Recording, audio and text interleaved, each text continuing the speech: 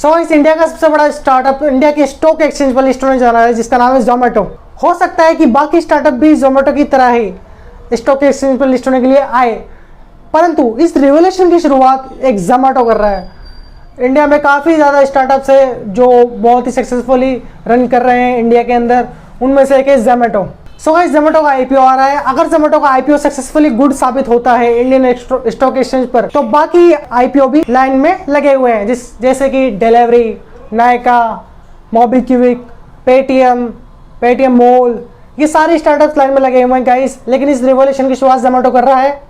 तो जानते हैं इस जोमेटो के बारे में, जोमेटो का आईपीओ किस तरह से सक्सेसफुली रन होगा या नहीं, लिस्टिंग गेन कितने होंगे, डेट क्या है, प्राइस बैंड क्या है, वैल्यूएशन कितना है कंपनी का, कितने का कंपनी का टर्नओवर, कंपनी के ऑर्डर प्राइस, ऑर्डर पर वैल्यू, ये सब हम डिस्कस करेंगे इस वीडियो में। लेकिन गाइज आपको वीडियो को पूरा देखना पड़ेगा। शुरुआती वीडियो में आप एग्जिट नहीं कर सकते। अगर आपको एग्जिट होना है आप एग्जिट अभी से हो सकते हैं, बट अगर आप एंटर कर चुके हैं वीडियो में तो प्लीज़ वीडियो को पूरा देखें टिल एंड तक, जिससे आपको भरपूर पूरी नॉलेज मिले जोमेटो के बारे में। इस वीडियो को देखने के बाद आपको कोई दूसरा वीडियो देखने की जरूरत नहीं होगी। मैं पूरा डिस्कस करूंगा इस वीडियो में कंप्लीट एनालिसिस जोमेटो आईपीओ के बारे में।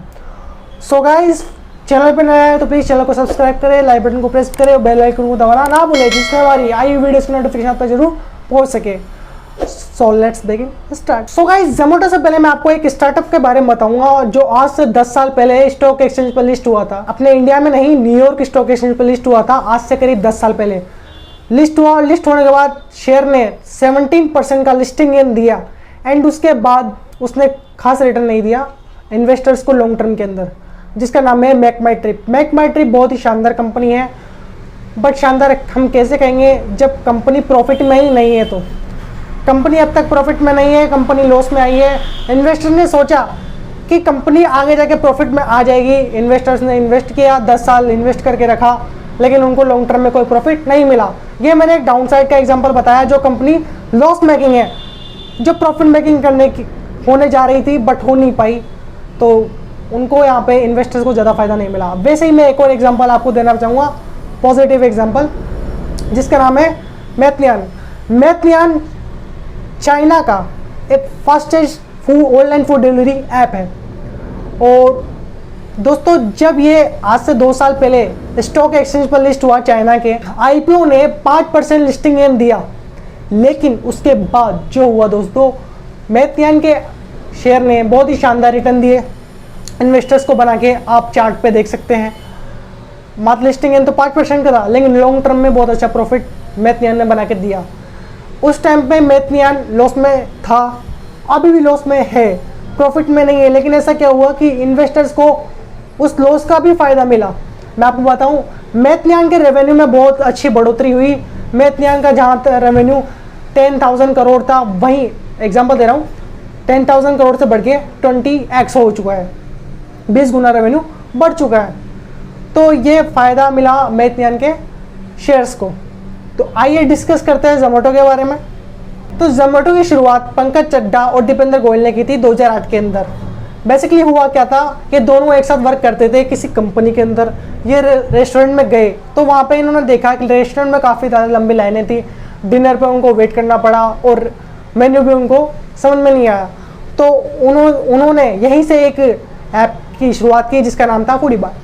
फूडी बॉय के अंदर सारे रेस्टोरेंट्स का मेन्यू, उनके कॉन्टैक्ट नंबर, उनकी प्राइस, ठीक है, और डिनर का टाइम, ये सब वहाँ पे अवेलेबल था। जब उन्होंने इस चीज़ की शुरुआत करी तो धीरे धीरे उन्होंने डाइनिंग से चालू किया, डिनर टेबल बुक करने तक फूडी बॉय स्टार्ट हुआ और धीरे धीरे आगे बढ़ता गया। और आगे जाके इस फूडी बॉय का नाम चेंज करके जोमेटो कर दिया गया। सो गाइस शुरू में जोमेटो ने only for one service start की थी जिसका नाम था ऑनलाइन फूड डिलीवरी, जिसमें कंपनी का सबसे ज़्यादा रेवेन्यू आता है। उसके बाद कंपनी ने B2B सर्विस स्टार्ट की जिसके अंदर रेस्टोरेंट्स को रॉ मटेरियल वो प्रोवाइड कराते हैं बहुत ही किफ़ायती दाम पर। और ख़ास बात यह है दोस्तों, जोमेटो के फाउंडर्स और इन्वेस्टर्स में जो सबसे बड़ा योगदान रहा वो रहा इन्फोसिस का। इन्फोसिस की बेसिकली एक बहुत ही शानदार स्टोरी है, मैं आपको डिटेल में समझाता हूँ। हुआ क्यों कि संजू बिखचंदानी जो कि इन्फोसिस के को फाउंडर हैं और नौकरी.com के CEO।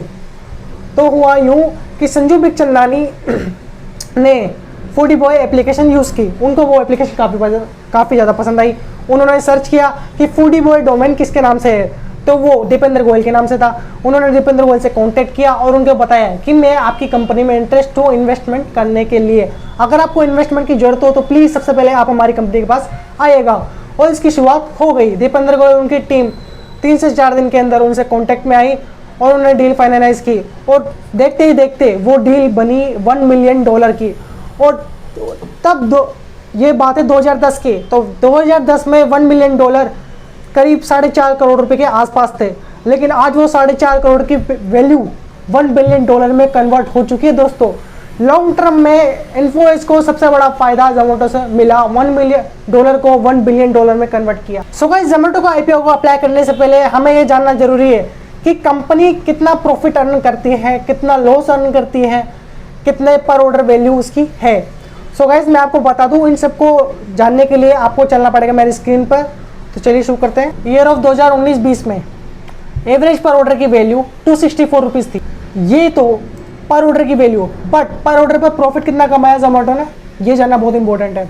Commission and other charges मिला के 43.6 रुपीज़ कमाए और कस्टमर डिलीवरी चार्जेस 15.3 रुपीज़ कमाए, तो टोटल हुआ 58.9 रुपीज़ पर ऑर्डर कंपनी के पास आते हैं on an average 264 order value पर। ठीक है गाइज, अब ऑर्डर के पीछे कितने एक्सपेंसेस होते हैं ये जानना बहुत इंपॉर्टेंट है।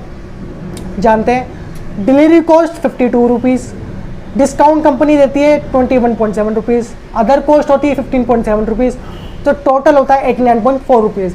तो दोस्तों जानते हैं, यानी कि हर ऑर्डर पर 58.9 तो आते हैं और 89.4 जाते हैं, तो कंपनी का लॉस हुआ 29.5 रुपीज़ एवरी पर ऑर्डर, कंपनी का नुकसान। ये ऑर्डर वैल्यू 264 पे काउंट किया गया है और 2019-20 का है। तो आइए जानते हैं 2021 के पहले 9 महीने के अंदर कंपनी ने क्या खूब किया। तो पर ऑर्डर की वैल्यू 264 से बढ़ के 400 रुपीज़ हो चुकी है। सिग्निफिकेंटली जंप यहाँ पे हमें दिखी है बिकॉज ऑफ कोरोना वायरस की वजह से लोग घर पे थे, काफ़ी ऑर्डर मचक्के किया, इस वजह से commission and other charges 62.8 rupees, customer and delivery charges 26.8 rupees, total हुआ 89.6 रुपीज़ कंपनी के पास आए। ठीक है, इसके अलावा कंपनी ने पर ऑर्डर पर एक्सपेंसेस कितना किया वो हम जानते हैं। डिलीवरी पर 44.6 रुपीज़, डिस्काउंट दिया company 7.3 rupees and other cost हुई 14.8 रुपीज़, टोटल हुआ 66.7 रुपीज़। सो गाइज, यानी कि 2021 के पहले 9 महीने में कंपनी ने बहुत अच्छा परफॉर्मेंस दिखाया। ऑर्डर कंपनी के पास आए वो थे 89.6 और जाते थे 66.7। कंपनी को पर ऑर्डर पर 22.9 रुपीज़ का प्रॉफिट कमाया। गाइस, ये नेट प्रॉफिट नहीं है, नेट प्रॉफिट बहुत अलग होता है, ये ओनली फॉर एवरेज पर ऑर्डर की वैल्यू निकल रही है। 2021 के अंदर कंपनी ने डिस्काउंट को काफ़ी कम किया, अपने खर्चों को, एक्सपेंसेस को कम किया, जिसकी वजह से कंपनी को यहाँ पे प्रॉफिट देखने को मिला 22.9 रुपीज़, एवरेज पर ऑर्डर हो 400 रुपीज़। तो चलिए बात करते हैं कंपनी के रेवेन्यू के बारे में, जो कि इंक्रीज साइड है ओनली 2021। कुछ गिरावट है, कंपनी के एक्सपेंस पे भी आप ट्रैक कर सकते हैं, जो कि डिक्रीज हुए हैं 2021 में। कंपनी ने डिस्काउंट कम करके एक्सपेंसेस को काफ़ी कम किया है। अब बात करेंगे कंपनी के नेट प्रॉफिट के बारे में। तो गाइस, हमें यहाँ पे निराशा लगती है क्योंकि कंपनी अभी तक भी प्रॉफिट में नहीं है। कंपनी ने हर साल कंटिन्यूसली लॉस दिया है, लॉस भी काफ़ी ज़्यादा है। और सबसे बड़ा सवाल यह आता है दोस्तों कि कंपनी कभी प्रॉफिट में आ भी पाएगी या नहीं, क्या कंपनी हमेशा लॉस ही बुक करती रहेगी। तो इसके लिए हमें कंपनी के एवरेज पर ऑर्डर वैल्यू, एक्सपेंसेस, कंपनी का net profit loss every quarter, every year check करना पड़ेगा लिस्टिंग के बाद, जिससे हमें पता लग पाएगा कि कंपनी के शेयर किस तरह से आगे परफॉर्मेंस करेंगे। और गैस, मैं आपको बता दूं, मार्केट में कंपटीशन भी बहुत है। स्विगी और इसके अलावा अमेज़ॉन ने बेंगलुरु के अंदर स्टार्टअप चालू कर दिया है और जियो भी यहाँ पे टांग अड़ाने को आ रहा है। सो गाइस हो सकता है कि कंपनी को बहुत ही तगड़ा कंपटीशन मिले। अगर मैं बात करूँ अभी स्विगी की, तो स्विगी और जोमेटो लगभग बराबर से ही है।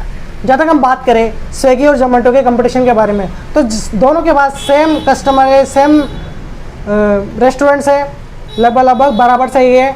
रेवेन्यू भी लगभग बराबर है, लॉस भी लगभग बराबर सा ही कंपनी का। बस स्विगी का ज़्यादा लॉस है, जोमेटो को थोड़ा कम लॉस है। और बात करें कंपनी के रेवेन्यूज़ की, तो जोमेटो के पास ज़्यादा रेवेन्यू है, स्विगी के पास थोड़ा सा कम रेवेन्यू है, बट लगभग बराबर सा ही है, ज़्यादा अंतर नहीं है इन दोनों के अंदर। और बात करें वैल्यूएशंस की, तो जोमेटो का वैल्यूएशन थोड़ा ज़्यादा है, स्विगी का वैल्यूएशन थोड़ा कम है। सो गाइस अब बात करते हैं आईपीओ के वैल्यूएशंस की। तो आईपीओ के वैल्यूएशंस काउंट करने के लिए हमें पी रेशो को काउंट करना पड़ता है। क्योंकि यहाँ पे कंपनी लॉस के अंदर है, तो पी रेशो हमेशा प्रॉफिट पे ही काउंट होता है, लॉस पे काउंट नहीं होता है। कंपनी लॉस पे है, लॉस मेकिंग कंपनी है, तो अगर हम मान के चले कंपनी अगर 1000 करोड़ का प्रॉफिट कमाती है, तो कंपनी का पी होना चाहिए 60 और यहाँ पे वैल्यूएशन आ रहा है 20, तो काफ़ी ज़्यादा वैल्यूएशन पे हमें ये लिस्टिंग आईपीओ दिख रहा है। 72 और 76 का प्राइस बैंड है कंपनी का, तो गाइस काफ़ी ज़्यादा वैल्यूएशन तो बहुत ही महंगा है। हो सकता है लिस्टिंग है ना आपको यहाँ पे मिल जाए, काफ़ी ज़्यादा चांस है। कंपनी का हाइप बहुत ज़्यादा है, कंपनी का ब्रांड बहुत बढ़िया स्ट्रॉन्ग ब्रांड है, डिमांड भी बहुत ज़्यादा है। इस वजह से हो सकता है कि आपको लिस्टिंग के अंदर 20% प्रॉफिट देखने को मिले।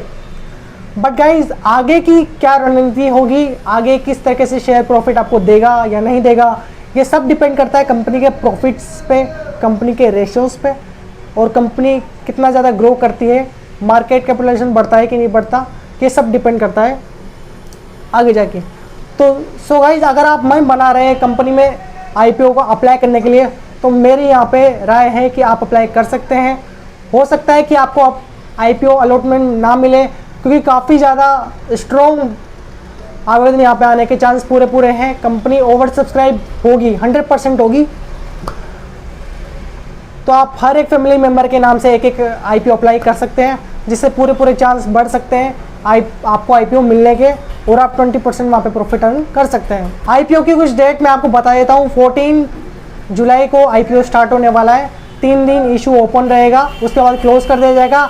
आफ्टर 7 डेज आपको अलॉटमेंट की डेट मिल जाएगी, अलॉटमेंट का स्टेटस आप चेक कर सकते हैं। 27 जुलाई को आईपीओ की लिस्टिंग होगी, शेयर की लिस्टिंग होगी, तो आप वहाँ पे नज़र रख सकते हैं। सो गाइस आज के लिए बस वीडियो में इतना ही। अगर वीडियो पसंद आए तो प्लीज़ वीडियो को लाइक करें, चैनल को सब्सक्राइब करें और बेल आइकन को दबाना ना भूलें, जिससे हमारी आई हुई वीडियोस की नोटिफिकेशन जरूर पहुँच सके। गाइस वीडियो बनाने में बहुत मेहनत लगती है, प्लीज़ यार लाइक कीजिए, सपोर्ट कीजिए भाई को यार, और आइडल थिंग्स को सब्सक्राइब जरूर कीजिएगा, बेल आइकन हिट कीजिएगा। अगर वीडियो बेकार भी लगे तो प्लीज़ डिसलाइक तो कीजिए यार। So thank you guys.